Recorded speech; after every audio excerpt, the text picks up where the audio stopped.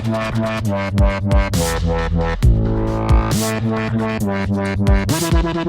Titans, today is October 16th and you're watching Cen10 News. I'm Connor Reddington. And I'm Mitchell Gregory.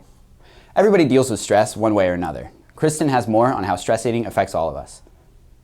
We're almost 3 months into school and the pressure is high for some of us. School and daily teenage life can lead people to go to unhealthy eating habits. We talked to nutrition experts about stress eating. Well, stress eating is anytime you're eating in response to something other than hunger. So whether it's stress or anxiety, it's basically saying, you know what, I think I really need that chocolate bar right now, versus I'm really hungry, I need to go eat a meal. Ideally, the best way to stop stress eating is to learn how to cope with your stress. Learn other methods to cope with your stress. That's not always practical because we don't always see stress coming our way.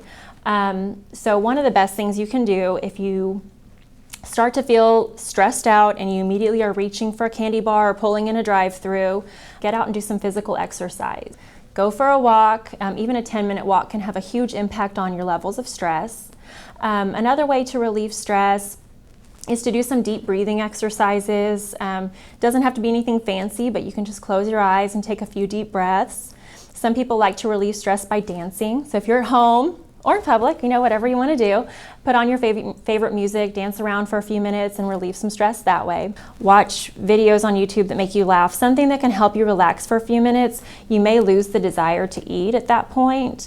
We also spoke to Nikki La Barbera, the instructor at Frisco Yoga and Nutrition, about how yoga can help you stop stress eating. Yoga basically is a lot more to yoga than just the actual workout. So first of all, you have the workout itself that helps relieve the stress. You have the stretching, it's cardio, it's also strength training in yoga.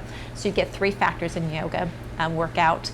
Plus it's a mind body, so it's showing you how to train yourself, how to actually stop from being busy and stop what you call in yoga a monkey mind, which is your mind always racing about what you have to do next, where am I going, Just stop and just pay attention to what you're doing at this very moment. You've tried everything I've mentioned and you're going to go for that candy bar or you're going to go through that drive-through.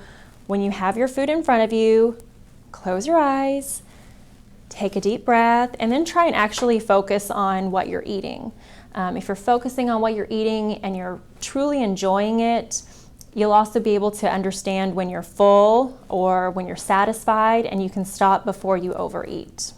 Stress eating is a common issue for many people. With these tips from our local nutrition experts, you can overcome it. Something that could help relieve stress is to not miss too much school so you don't fall behind. Alyssa Harmon speaks to a truancy court judge about these changes. Hey Titans, I don't know if you heard, but there are new truancy laws for all students pertaining to unexcused absences. Judge John Payton spoke to me about the new truancy laws. Good afternoon. My name is John Payton and I'm a Justice of the Peace here in Collin County. A lot of you may know me as just Judge Payton because I handle a lot of the truancy court that comes out, or truancy cases that come out of the Frisco Independent School District, especially the high school and secondary issues that you may be aware of that some of the students may have gone through. You've heard that there's a new law in the state of Texas regarding truancy. Some of the ideas that have come out of students, which have been a tad bit humorous, has been that, wow, cool, there are no more truancy laws in the state of Texas and I don't have to go to school anymore. That's not going to be the case. That's probably a bad route to go. I would recommend you go to school because the truancy laws have actually become a lot more intrinsic and a lot more difficult than what they used to be in the past. In the past, they were a lot more simpler. It was like getting a traffic ticket. Now, you're actually going to have a petition filed against you by the prosecutor if you're truant. The prosecutor will review that petition, file it with the court like they would a juvenile petition up in the juvenile district court. Once you get filed on, then your parents and you get served now in person, which is also very similar to the juvenile district court.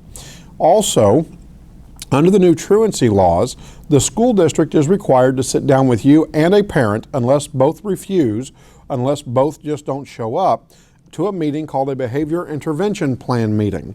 The Behavior Intervention Plan meeting happens at 3 unexcused absences, either full day or parts of days absences, and that is a requirement. Once they sit down with you and they institute the BIP, we'll call it, then you have to start following the recommendations to improve your attendance. If you do not, and you reach 10 unexcused absences, then you get filed on for truant conduct. It's a referral sent over. It's brought to the court by the state. The state then files their petition, like I said before, and we go forward into court called an adjudication hearing. If the school finds its truancy prevention plan is working, then the referral to court will not be made. But if it's not working, the student can be referred.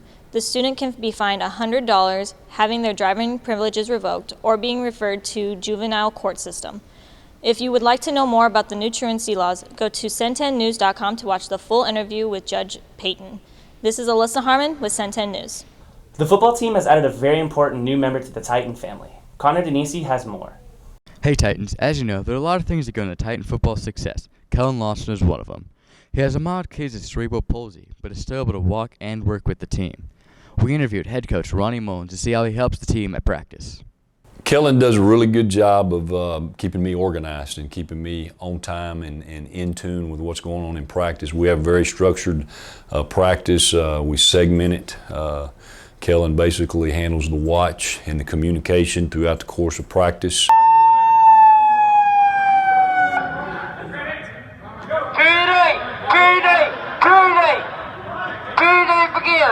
And then I communicate back with him in regards to letting do. He also will step in and video some if need be. He helps us keep our practice schedules going very smoothly and in time. We asked Kellen what he tells himself every day before he gets up. The main thing I tell myself every day when I get out of bed is that I'm alive. I'm physically able to come out here and do football and help out and thank the Lord for it. And I don't take it for granted. One thing we know for sure is that the Titan Nation really appreciates what Kellen Lawson does for the team. And this is Connor Denisi with Cen10 News.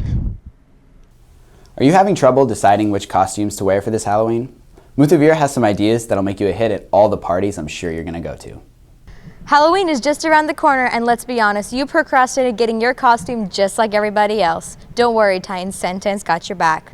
Consider taping snakes onto a coordinate plane to recreate your favorite thriller, Snakes on a Plane. What's a better way to remind people that life's sour than handing out lemons? You know the old saying, when life gives you lemons. You may not have moves like Jagger, but it would be a misery if you don't dress up for Halloween. Or you can recreate everyone's favorite ballad. This has been Muthavir Morai, Cen10 News. Alright, I'm not gonna lie, those were pretty clever. Speaking of costumes, next week is Spirit Week. Titans, you guys have an opportunity to show off your spirit. Okay, so Monday is Country versus Country Club, Tuesday is Surfers versus Bikers, Wednesday is Mathletes versus Athletes, Thursday is Cen10 versus Liberty, so be sure to wear your red, white, and blue, and finally Friday is Disney versus Superheroes. Now here's Maria with sports. Hey Titans, this is Maria with your Titan Sports Update. This past week, the Titan varsity football team lost against the Lone Star Rangers 28-14. Court Walker had an astounding 278 passing yards and scored 1 touchdown. Yesterday, the golf team played in Fort Worth at Champion Circle and finished in 7th place. Olivia Smith shot her career best round 83 and placed 11th. The girls play Tuesday at the Bridges in Gunter, Texas, and finish out the fall season at the Frisco ISD Fall Cup November 13th through the 14th. In volleyball, the Lady Titans took on the Independence Knights, defeating them 3-2 last Friday. On Tuesday, the ladies won against the Lone Star Rangers 3-0. Come out to support your Lady Titans here tonight at 5:30 and later go out to Memorial to support your Titan football at 7 as both teams take on Wakeland. Now here's Robbie with information about the Swing Pink game. Hey Titans, volleyball is having their Swing Pink game tonight to support breast cancer. I talked to 2 students about it. I asked the girls what Swing Pink was all about. It's about raising breast cancer awareness. We plan to come out strong with a lot of support. I asked the girls what the raffle was for. The raffle is for the Swing Pink campaign, and they are $2 for 1 ticket or 3 tickets for $5. Come out tonight, wear pink, and support all ladies. This is Robbie Alexander, Cen10 News. Come out and support your Titans tonight at Memorial. Before we go, we wanted to wish band good luck as they take their show, Empire, to UIL this weekend and area next weekend. That's all for this week, Titans. Have a great weekend.